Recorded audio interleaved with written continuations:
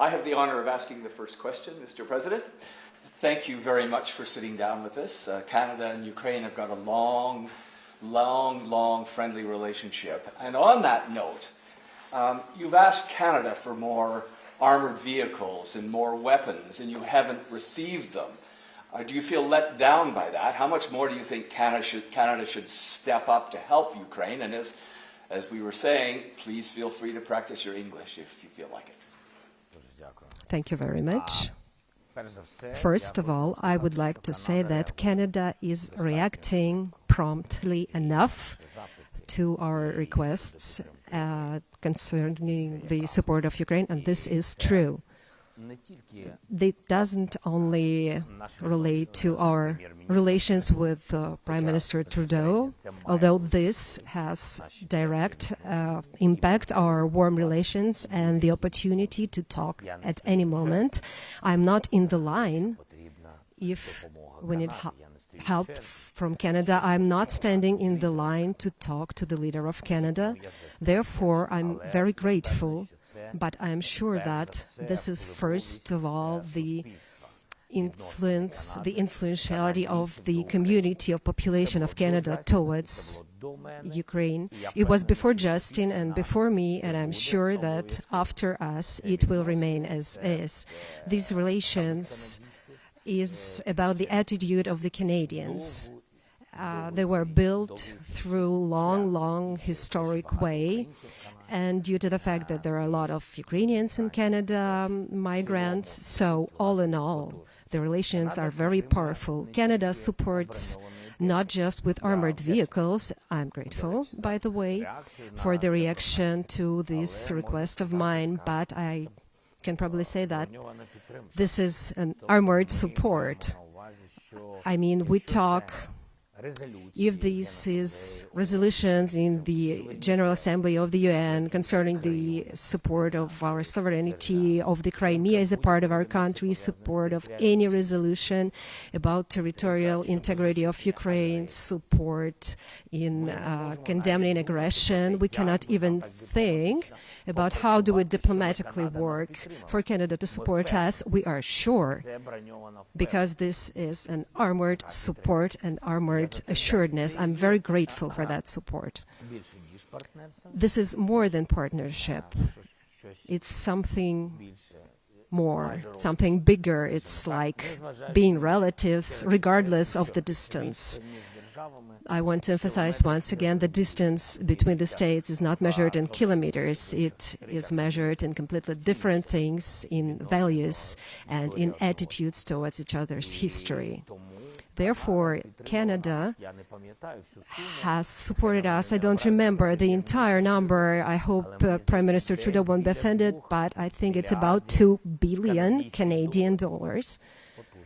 It's a very powerful support. Not every state can boast of that amount, although at the same time Trudeau is not boasting. I'm again very grateful to him.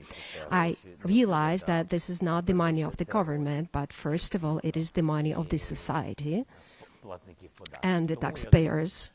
So I'm truly grateful. What else? What I want to be frank, not all of the states of the alliance of NATO like us. When we talk about Ukraine and NATO, everyone is afraid what the reaction of Russia would be. But here we don't care what the reaction will be. I think everybody can see it by now. We are ready for any reaction coming from them. But we do care how our partner states react, and in this respect, for instance, Canada, when we were applying for joining NATO, they were first to react on the level of the foreign ministry, the government of the Prime Minister, the first who supported us. We saw this week the terrifying scenes of Kyiv being hit by kamikaze drones. How can you possibly defend against such an insidious weapon like this? And can you confirm that Iranians are in Crimea training the Russians on how to use these weapons? We all have to defend, first of all, ourselves from lies that's being spread by some people.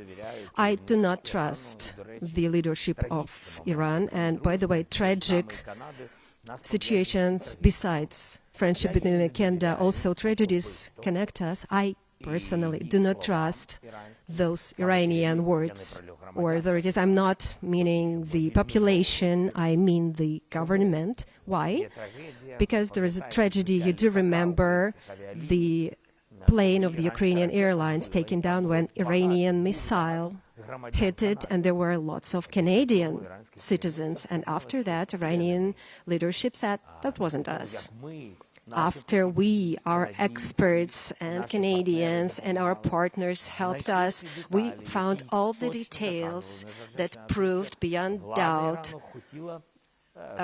regardless of the fact that Iranian authorities wanted to somehow, they wanted to hide those details connected to that missile strike at the Ukrainian plane. So when we finally found all the proof, they said, well, yeah, it was an accident, but they said, it is a historical drama. All our condolences, but except of condolences, I heard nothing, and they did nothing. They said that there will be compensations for the families, there will be support for the families who lost their relatives and dear ones, and they vocalized it on the level of the leader. I spoke to him on the phone, I think more than once. We spoke on different levels. So what did they do? They did nothing, zero. They didn't help at all. A phone call is not enough when you take somebody's life. It is definitely not enough. Is money enough that they were talking about and were supposed to pay for the families? I don't think so. But at least it's something. This is about their attitude. It's the lie that I connect to their leadership, and I'm not afraid to talk about it. Now it's a second tragic situation on every level. When we called the ambassador, we heard a lot of different information from our intelligence, on the different level of government. A lot of countries, a lot of intelligence of our partners. I don't want to say exactly from what countries, but you understand, yes. But they gave us all that information, and we knew that Iran is trading with Russia in Shahed drones and with missiles, etc. We didn't have proof. Why? Because Iran was saying everywhere it's provocation coming from other sides. They just want us not to have proper diplomatic relations. We didn't sell anything to Russia. We didn't sell them weapons, no drones, no Shaheds, no kamikaze drones, no missiles. Many times they were called on the level of the ambassadors and on the level of the leadership of the country and on the level of the foreign ministry. They publicly denied all that, saying that we didn't sell anything. But here we see hundreds of strikes at Ukraine, at the capital, at civil infrastructure, at schools, nearby the university, at the university, and the shutting down of our energy system just for the people not to get through the winter, killing people either with hunger that happened, blocking of the sea routes, or with cold, with freeze, what they do right now. So what trust can we talk about?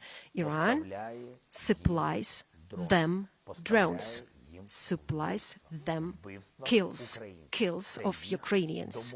This is what they agreed on for money, this bloody money that Iran is earning. They can say that we didn't take anything, show us financial receipts. We'll see. It's not the matter of who's giving who what, money or not money or technology, etc. We're speaking precise things. Iran is supplied drones that killed Ukrainians and keep killing, not 1, 2, 5. It's not an accident, it's hundreds. We know that agreements about thousands exist. We know it for sure. But hundreds are already here. We cannot trust them. And I want to emphasize once again, it's not about the people, their society inside the country. They can brainwash them the way Russia does, tell the society that we're not selling anything, etc. Yeah, but it's all a lie, pure lie. They kill our people. I want to follow up, Mr. President, on the entire issue of the drones. And, you know, you mentioned as you sat down that there was just a drone attack today. We saw a deadly attack the other day. We saw policemen shooting at them to bring them down. Is Ukraine able to deal with the drone threat? We're ready to deal with it. We're not just ready. It's not the first day that Ukraine's been showing that we do fight, and we can win all that, overcome all that. We just need partners. First of all, Ukrainian energy sector, Ukrainian community is now suffering due to the lack of anti-aircraft and anti-missile defense systems. All that the world can give us, like the United States. I'm very grateful to the United States for great support, but nevertheless, anti-aircraft, anti-missile systems from the United States, we still don't have. We're expecting that. Again, European Union, European countries can help us with that.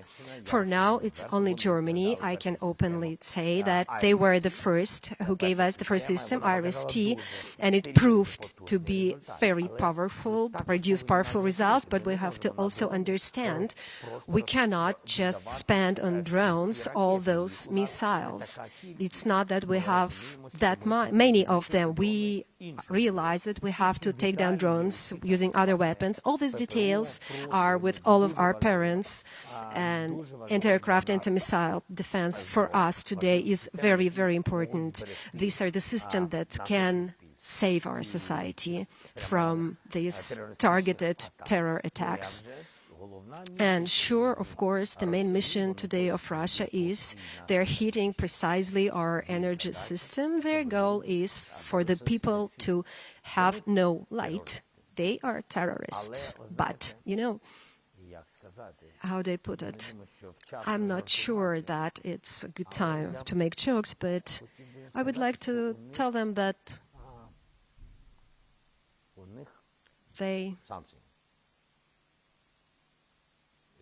our defense system is working.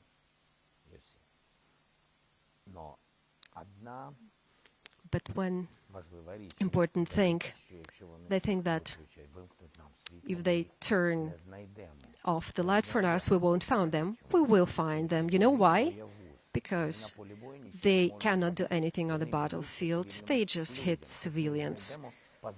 So we'll find them by the smell of not bravery. I want to ask you about the nuclear threat. We've heard warnings from the Kremlin for quite some time. Do you think Russia would launch a nuclear strike? And how do you begin to prepare the population for that possibility? Nobody knows what Russia will do tomorrow. But we do know what the world has to do not to have one threat or others. First of all, I think that the steps, like, for instance, the seizing of the nuclear power plant in Enerhodar, in Zaporizhia Oblast, Zaporizhia nuclear power plant, is a step towards nuclear threat, like nuclear blackmail, like we are here, we're not sure what's going to happen tomorrow, to try to put some sort of conditions for us, or otherwise they won't just cut electricity and light for us. And that's what they do when they seize the Zaporizhia NPP. All 6 units, they don't work, don't operate for the energy system of Ukraine. They also blackmail us with potential nuclear threat. It's the use of nuclear weapon, just from the other angle, first. And second, we, the world, allowed them to do it. I'm thankful to the IAEA for being there. They spent a night there, and the mission were brave enough to go there. But why? Every time after the word "but," we have 3 dots. Why? Because we have to be powerful It's very simple. Demilitarization of the NPP is not just words. Every mercenary have to go out there. 500 armed mercenaries are there, armed and with explosions. They are on this nuclear power plant. It's not just about calling to. It has to be a demand from the IAEA, Europe, from the world. Tomorrow, immediately leave the place. Otherwise, IAEA should break all the relations with Russia, exclude them from one organization or another. These steps must be powerful. It's not just about dialogue. We are dealing with a terrorist. We don't have to respond to all sorts of conditions they try to present. We have to show that the world is stronger than any terrorist, and you, terrorist, will do what we want you. You will follow our conditions for us to even sit and negotiate with you. I'm not even talking about reaching agreements or with whom. The world will decide that, with whom from Russia we can come to agreement. The world has to decide that, not Russia anymore, not after they became terrorists. Right now they are terrorists, and that's it, and the attitude has to be respectful. That's what I mean. And as to using nuclear weapons, I have to come back to this issue. Besides the nuclear power plant, see, let me give you an example. We're now sitting and hear calls to Russia to hit the center of decision-making. How should the world respond to that?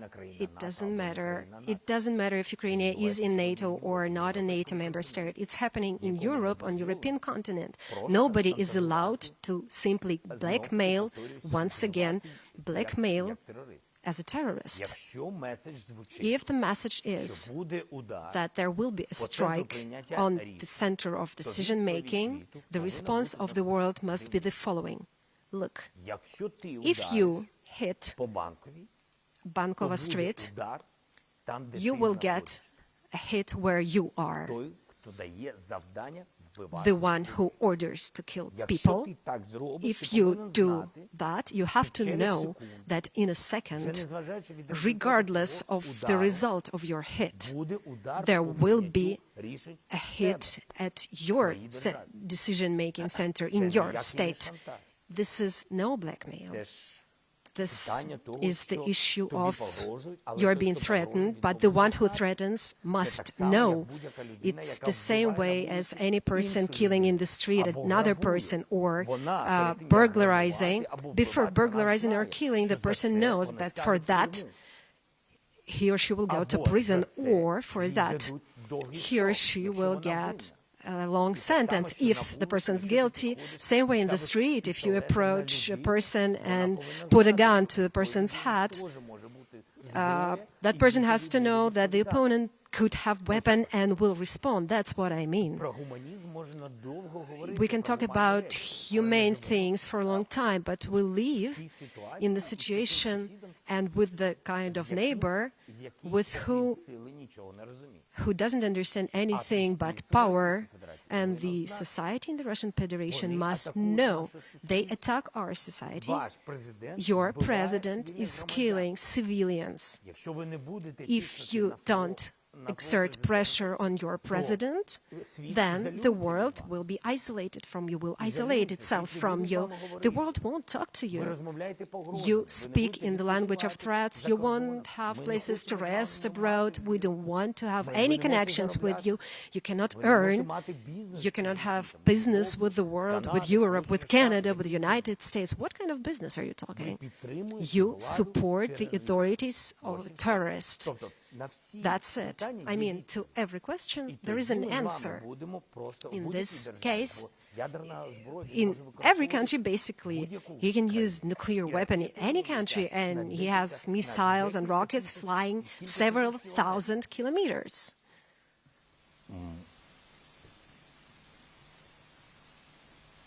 One sec. Sorry.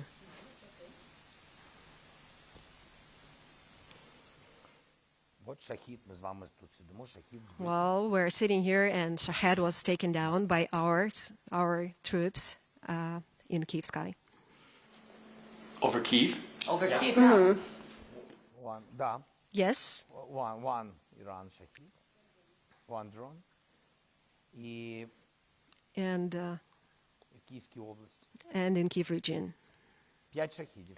5 Shaheds were shot down. 5 на Київ. Five. Це зараз дрони. Five over Kyiv. Ми маємо відносини. This is who we have to deal with. Скільки ми звертались, говорили, тут So many times we addressed and said there are 6,000 journalists since the beginning of the war from different countries. і все одно And anyway, they keep shooting civilian infrastructure. They don't care не Україна. whether they're Ukrainian citizens, citizens of other countries. The only issue is that everyone has to be scared. If you don't follow the ultimatum of a terrorist from Kremlin, you don't Тебе do, буде вбито. you will be Або killed, ти будеш бігти. or you will run. Ми зробимо хаос. We'll create chaos on your land and you will run. And that's the Один раз в issue. нього вийде це зробити. If he manages to do it once with Ukraine, they will do it everywhere. Everywhere. Всюди в Європі. Everywhere in Europe. And further. That would Як happen. фашизм. It's like fascism. Would you say that since the counter-offensive, we've entered a new phase in the conflict that is getting more and more dangerous for the civilian population, for the infrastructures of the country, as you regain some territories out east and in the south of the country, we do see more of an aerial strategy coming in from Russia. Is that like a critical moment since the beginning of the war? Do you see it as a change, as a shift? Ситуація, Yes. ситуація ескалюється. The situation is На escalating полі бою in the battlefield. Росії складно It's hard for Russia to протиставити українським військовим. do something to Ukrainian military. That's the thing. So Людей they're trying to use as many people with Russian citizenship, different citizens, you know, prisoners. ну, ті, хто були засуджені, так, вони і засуджені. Those who were Вони беруть sentenced, they take those people from all regions of their country. мобілізують людей, They які не хочуть. mobilize the people who don't want to go. They also take the Зараз people захоплених, окупованих now територіях take from occupied regions of the south of our state. They take people from the Crimea, and people don't want to go.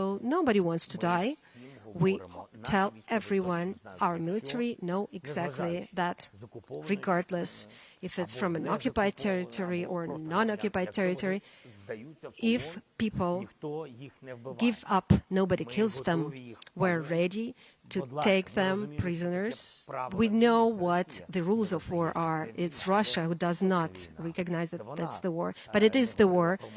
It's Russia who didn't speak about mobilization, although we know it happened before they actually announced the mobilization. It just was a covert mobilization, that's it. So just the lie that we started talking with you in the very beginning.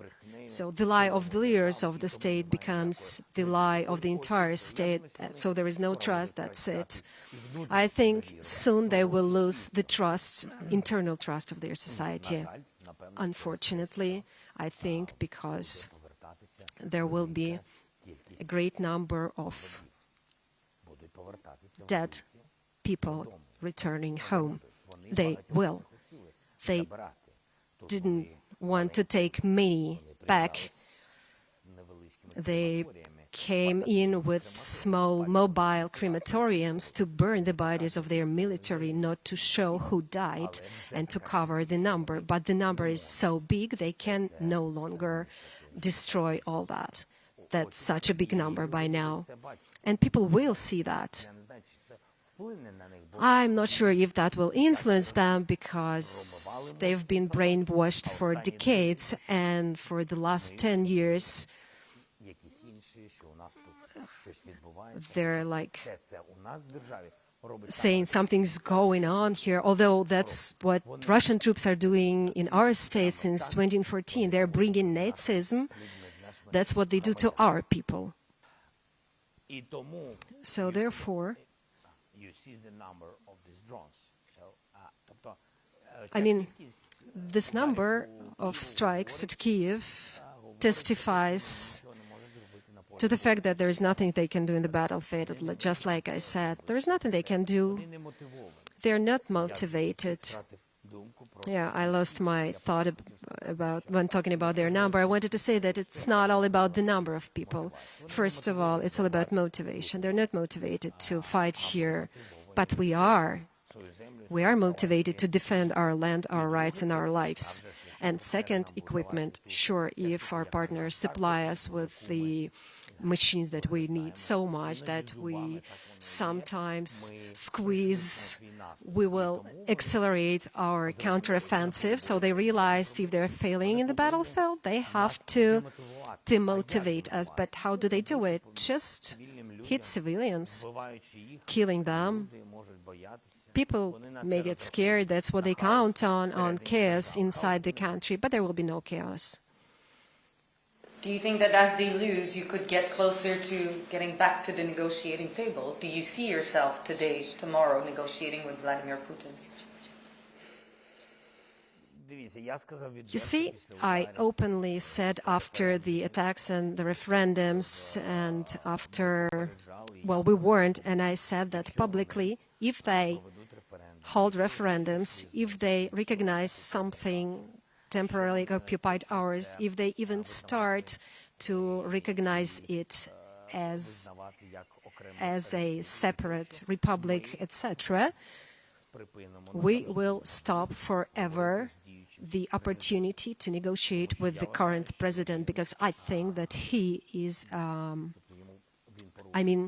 he violated not just international law, he violated all the talks that happened before starting the Normandy format, when they said that the Crimea, they didn't want to talk the Crimea. They said that there was some sort of referendum, but that Russia wasn't going to launch a full-scale war or occupy anything else, that Russia has nothing to do with that, and that on Donbass it was just the decision of the people, and that there are no military of Russia in it. It's all blah, blah, blah. And the blah, blah, blah of an old man who doesn't even remember what he said, where he gave his word, where he didn't give his word. That's what's happening. Therefore, what's the reason for me for the president of an independent state to talk to a person that says something and just changes the position the next day? Referendums were, I think, just period for this story. They can give us back our territory if they wish negotiations. They need to leave the territory of our land, the territory of our state, and let us keep our land within internationally recognized borders as of 1991. And then we will say that we will specify the format and the persons we are ready to talk to. This is right and fair. To talk, we need to rewind the situation back to when we could talk, which was before the war, before 2014. And from that situation, we could try, because every war ends on diplomatic terms, so from that position, we could try to resolve the issue in diplomatic field. Churchill had his darkest hour. Have you even seen your darkest hour yet? And how do you keep going? You're living and working in a fortress. Your life is very restricted. Your people are dying. How do you keep going? I don't allow myself to get used to it. You can get used to the war, get used to the number of the victims. You can get used emotionally. Killings, it's the war after all, consequences of the war. But me, I live with the idea that I'm not ready to get used to us suffering, to get used to war, to get used to not feeling pain from the chaos, and therefore I need the energy for it to motivate me every day to advance towards the victory. And therefore, I want to remain human. Just an ordinary human, regardless of the fact that I'm a president. I go outside. Sometimes I talk to people. I drive a car where it is possible. Yes, sure, all of it is, well, in a limited format, maximum limited format due to security reasons. But anyway, I talk to journalists. Why not? Yeah, I have to stick to the reality. I don't like knowing the information from third, fifth hands or some people. I get the information myself. I can be on social media. Besides, it's important for me to get information. I sometimes just want to relax at night after work. It's interesting for me to see how things are in the world. I want to stay a living human being, not just physically alive, because the president of Russia is physically alive, but there are certain questions about everything else. I want to get back to President Putin for a moment. Because you've said you won't negotiate with him, you've even signed a decree forbidding it. Does that mean you only think this war can end when Putin is no longer in power? I think that, all in all, in Russia, there will definitely be a leadership that in one way or another Ukraine will talk to, but under the condition there is no war, but under the condition there is not the language ultimatums, but that is a dialogue, given that there is respect to our sovereignty and our nation and our state. Simply our people, our right. Under these circumstances, sure, there will be ground for talk. Will there be a return to the state of relations that we had before the war? I'm sure not.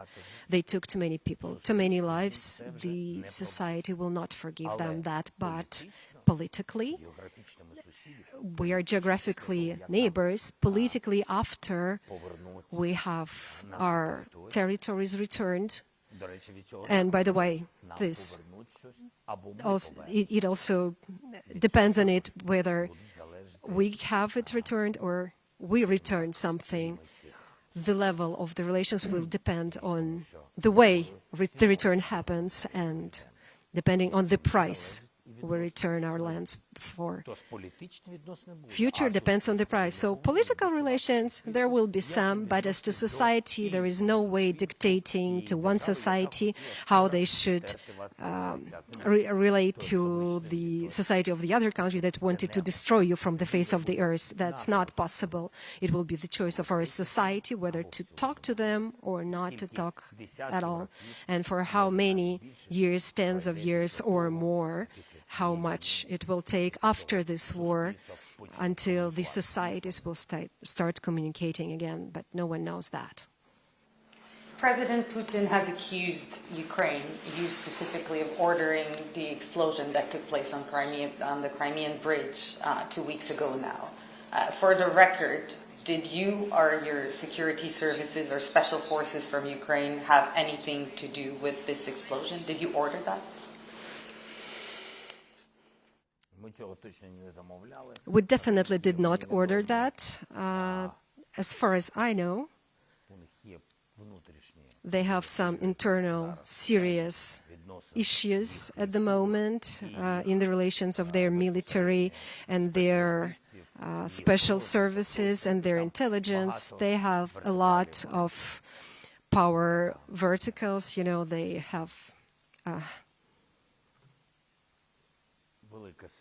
There's a big system. It used to be in the Soviet Union, the system of KGB.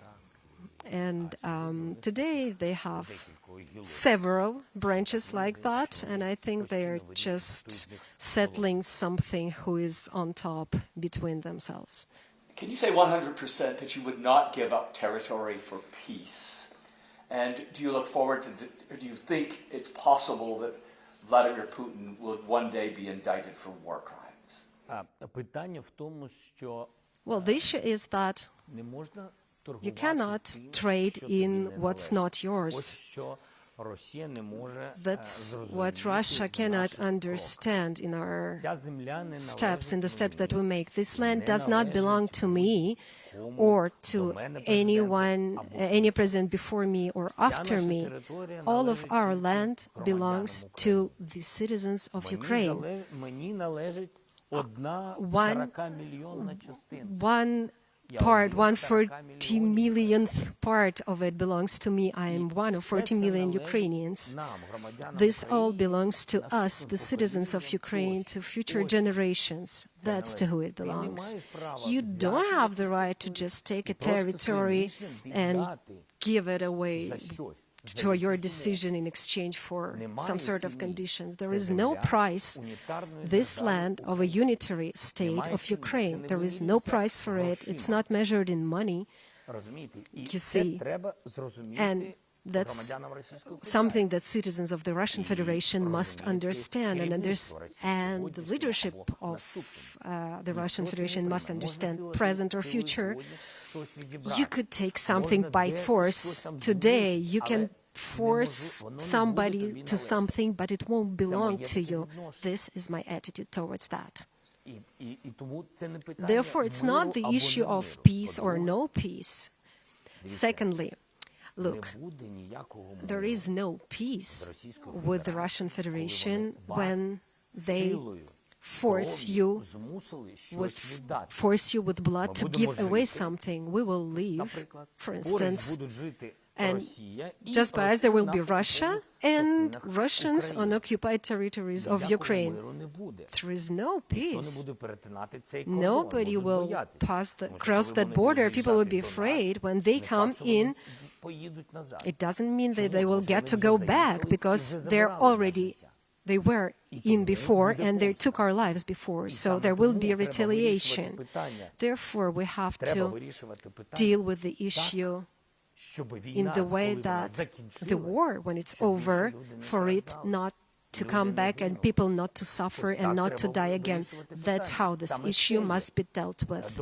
That's the agreement. That's the agreement that should be. That's what diplomacy must be. But it won't work just to freeze the conflict. That's what happened in the east of our country. See? Right? That's what happened. It didn't work. A full-scale invasion we have now. For Russia, that peace was just temporary. This means they don't need the peace. This means they want a pause, want to regroup, want to regain powers, want to launch powerful production and supply their army with weapons, new weapons, for later to go on the offensive again, because there is just wish that they have to destroy us. Given that we know there are some groups, particularly in the east, that are pro-Russian, if Ukraine is able to take back all of its territory, what happens to those people? Everything will be fine. The people will keep working and living. Civilization will get back there. These people would get no visa access to Europe. They will have the perspective of becoming a part of a united state that will become a member of the European Union. These people will get security guarantees for the future, whether it is in NATO, we would like to, but it's not something that depends on us, or from other partner states. The people will get security, the people will get European civilization, people will get peace, protection, borders, salaries, capitals of Europe and the United States and Canada. Investors won't be scared, but will invest the money in the country that's not at war. That's what those people will get. It's not us, it's all of us. We can't separate those people. If some of them wants to stay a citizen of the Russian Federation, well, no problem. Nobody is going to persecute that person. This person may just go to the Russian Federation and live there. That's as simple as that. A person with the passport of Ukraine cannot be a citizen of the Russian Federation. Just as a person with the passport of Canada cannot be a citizen of the Russian Federation, If you love Russia and want to live there, you support the president of the Russian Federation. Don't support your state. Don't love your land. You don't like the flag of Ukraine or the flag of Canada. Well, just do it. Go to the country where you want to live and be there. You're free. You are not a slave. It's 21st century. Please go. But to live in Ukraine or the United States of America or Poland or Canada and say every day how amazing Russian state is, but use the civilization, enjoy the level of life and level of protection and security, modern technologies, to use all of that and say how tired I am, how much I hate this anthem and flag and language and people. Well, that's not how it works. You have to make your choice. That's my attitude. You mentioned earlier Canada's quick support of Ukraine when you mentioned wanting to join NATO, but evidently all members of the alliance are not so keen on seeing Ukraine becoming a part of the alliance in the midst of a war, fearing provocations and de-escalation with Russia. But what can you tell to those states to convince them that your country is a worthy member of the alliance, that you're ready, and that it's worth the cost it would most likely bring to the alliance to let you in at this point? One vote out of 30 is not decisive. That's how it works. There are many more voices of those who want to support us, but all in all, the joint position of all member states of the alliance, that's the thing that will allow Ukraine to either go to NATO or to stay as we are on a constant journey towards. Most important, I think, is that NATO, the states need to understand they need Ukraine. They need to be motivated. They need to feel that without Ukraine, the alliance is not as powerful. They need to feel that Russian leadership is now a threat not to Ukraine, because it's just papers whether Ukraine is a NATO member state or not. It's just a document, but in reality, to feel geopolitically if there is something that threatens the countries of the world, let's not call them NATO countries, let's call them countries of the world, because people, they choose life. Not life in NATO, just life. Life, guaranteed, secure. That's why in the alliance they feel it. And that's why we have to be honest and say if the alliance is ready to take Ukraine in. No, but not all of them are sure, but the fact is that after Ukraine, if Ukraine will not withstand, everybody understands it, and we talk about it and we warn about it. If Ukraine does not withstand, next countries will be NATO member states. Exactly, NATO member states, and they will have to deal with that something and make a decision.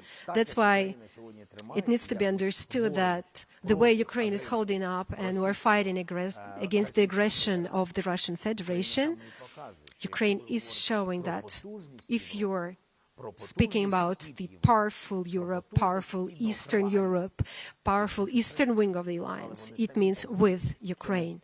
But they need to become sure of that. Back to Vladimir Putin. Do you see a day that he would be indicted for war crimes? And does he have to be gone, out of the picture, dead perhaps, to get peace? I don't care what happens to them, to him, honestly.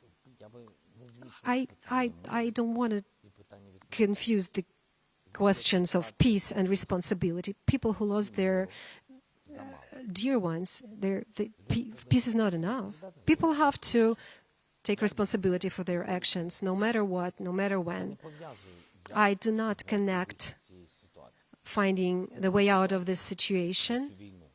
For this war, people have to be responsible, those who started that war. That's it. And this will definitely happen. I don't know how. I don't know what the peace will be like. I don't know who will be held responsible. I know that everyone will, I don't know who exactly at which particular moment, but here are two answers to your question. We need both peace. There must be peace, no war, and that will happen. And the people who committed this war have to be held responsible, and that will happen. So much has been said about Ukraine's resolve, and do you think this increase in attacks by drones and by missiles is going to make people more afraid and perhaps not have people able to carry on with life as they have been? The people are alive, and people are different. All the people are afraid to die. Nobody wants to lose their dear ones. Nobody wants to lose a home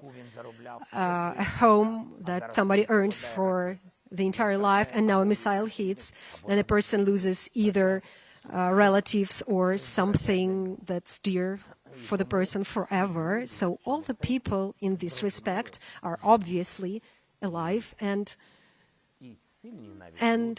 I think even strong people have weak sides, and it's purely normal.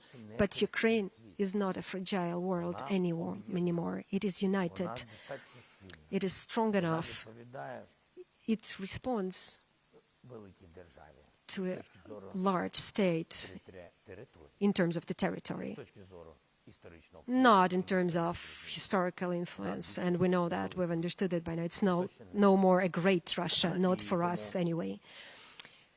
Therefore, sure, there are moments when it's scary, but we don't have other choice, and we don't have other home. This is our land, and I think that we will go all this way that is very complicated for the entire world and for us. But we'll definitely go all the way. We speak, and it's well documented, of Russian war crimes here, but there's also been allegations and reports of Ukrainian soldiers committing some war crimes. Is it something that you acknowledge and you're trying to address? Is it a concern to you? Can you talk to us about a little bit of that? I don't have information about that, and truth be told, why do I go through all of these details? We are sure that Russian fighters never did any of that, so we're very open. We created international investigative commissions. We're open for international partners, prosecutors. Please come in. Things probably happened. We're sure. I'm convinced that with the war, mostly the people defended their territory. I'm sure there were people who, using that moment, could steal something, or I'm sure there are cases of that. Then things like that happen because, unfortunately, people are different. But that's why we're open. But I also know that our people are no rapers, are no mass murderers, are no terrorists, and this is what matters. And if somebody is guilty of something, we're open. This is our position. Please investigate. If the incidents you mentioned happen, people have to get punishment.